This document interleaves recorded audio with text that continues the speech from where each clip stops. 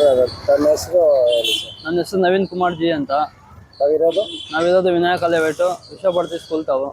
ಹಾಂ ಸರ್, ಏನು ಸಮಸ್ಯೆ ಆಗಿತ್ತು ಸರ್? ಸಮಸ್ಯೆ ಪಾಪು 1ನೇ ಮಾಡಿಂದ ಕೆಳಗಡೆ ಬಿದ್ದೋಗಿತ್ತು.